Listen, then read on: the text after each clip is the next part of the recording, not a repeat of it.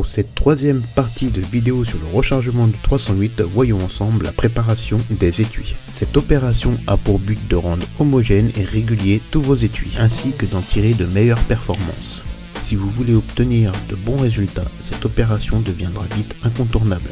Il faudra que nos étuis tirés une fois soient recalibrés intégralement.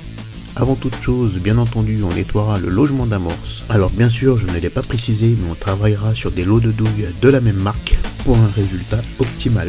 En premier lieu, si besoin, nous allons fraiser le puits d'amorce.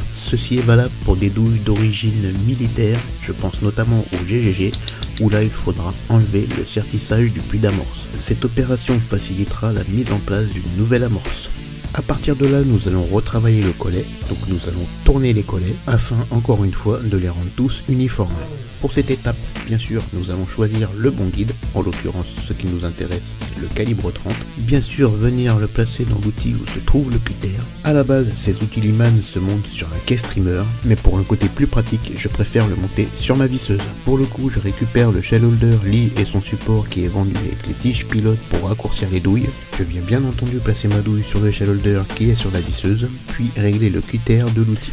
Pour juger du bon réglage, il faudra avoir une coupe uniforme sur toute la longueur du collet en prenant soin de ne pas dépasser l'épaulement de la douille, tout en retirant le moins de matière possible. Pour réaliser le tournage des collets, on viendra lubrifier le guide afin de faciliter la friction des métaux et le réchauffement. Comme on peut le voir là, on fera plusieurs allers-retours avec la visseuse de haut en bas du collet jusqu'à obtenir une surface parfaitement uniforme. Pour information, ne vous inquiétez pas, cette opération est assez longue. Après avoir tourné les collets, vous vous apercevrez que vos douilles se sont allongées. Il faudra bien entendu les raccourcir, ce qui n'est pas plus mal, comme ça elles seront exactement toutes à la même longueur. Une fois fini, vous vous apercevrez que le guide a légèrement élargi votre collet, donc bien sûr, on recalibrera celui-ci à l'aide du collet d'ail.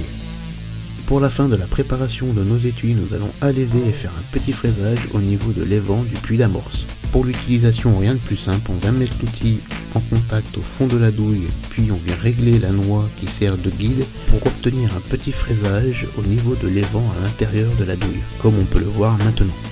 Bien entendu, nous allons bloquer ce réglage afin d'avoir un fraisage uniforme sur toutes nos douilles, et comme au préalable nous avons taillé nos douilles toutes à la même longueur, nous aurons un évent identique sur tous nos étuis. Puis nous venons ébajurer avec légèreté l'autre côté de notre évent d'amorce.